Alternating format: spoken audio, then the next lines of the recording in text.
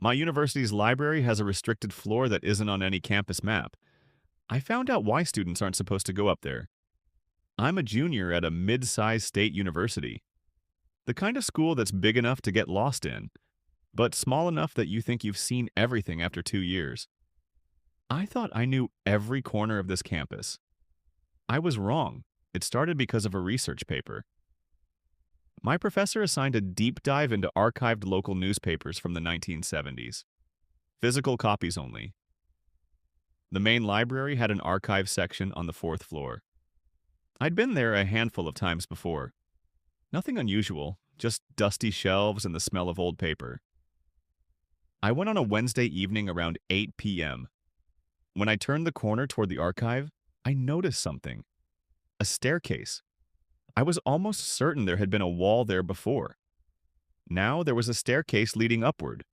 A small sign next to it read, Floor 5. Authorized personnel only. I didn't even know the library had a fifth floor. From outside, the building only appears to have four. I asked the librarian at the front desk about it the next morning. A quiet, older man named Gerald. When I mentioned the fifth floor, he looked up from his computer slowly. He didn't answer right away. Then he said, "You must have misread the sign. That staircase leads to a maintenance area. Nothing up there worth seeing." He went back to his computer. Conversation over. I went back a week later. The staircase was still there. No cameras visible in that corner, no librarians on the floor. I walked up. The fifth floor was not a maintenance area. It was one large open room running the full length of the building. Rows of desks like a classroom. Each one had a small placard with a name and a year. The years ranged from 1978 to 1994. I recognized one of the names immediately. There is a memorial building on our campus named after a former student. The plaque outside says he died in 1986.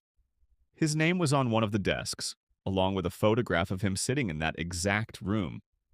He did not look like someone about to die in a car accident. He looked terrified. I started digging through university archives the next day.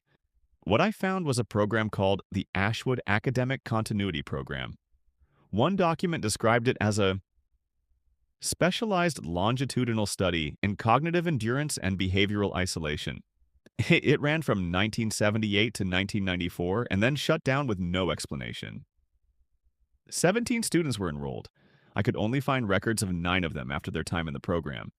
The other 8 had no graduation records, no obituaries, no trace of any kind. Like they had simply stopped existing.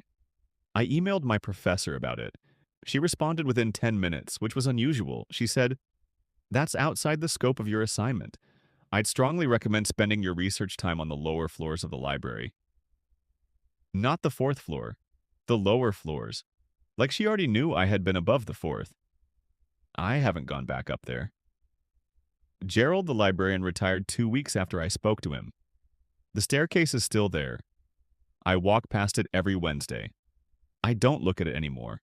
But last week, as the elevator doors were closing, I heard footsteps from above. Slow, deliberate, like someone who had been sitting at a desk for a very long time finally decided to stand up. I don't know what happened to those 8 students, but I know that some doors open for a reason, and some questions are only answered by people who were never supposed to come back down.